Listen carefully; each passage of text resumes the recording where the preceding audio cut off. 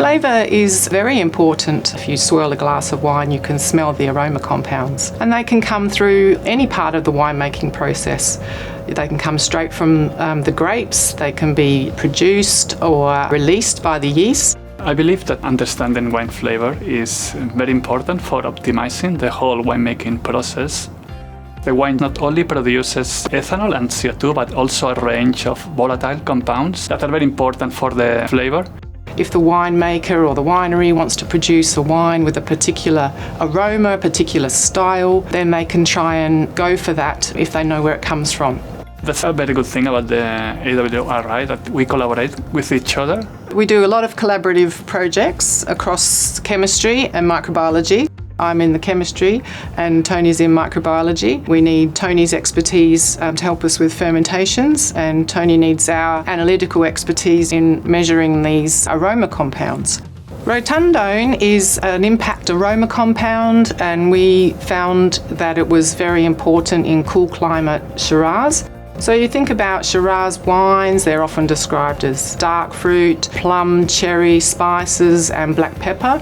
And discovering that compound, we can then work out where it comes from in the wine process. And we found that it came from the grapes, and that becomes then very important to the wine producers.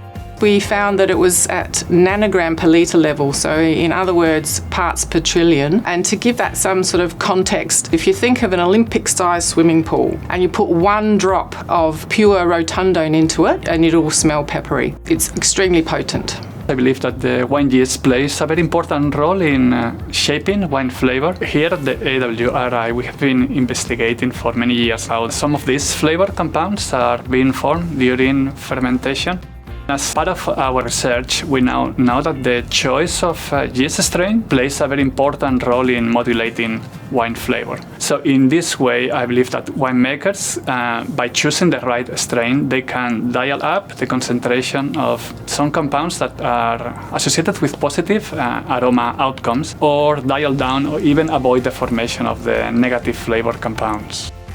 Our research has shown that the positive thiols that are associated with tropical aromas in white wines, there is a huge variability between different yeast strains in their ability to release these tropical thiols. The majority of commercially available strains are not very good at releasing these thiols. Until recently, it was believed that these thiols were only important in white wines, mainly in Sauvignon Blanc. But now we know that these thiols are also present in many red wine varieties.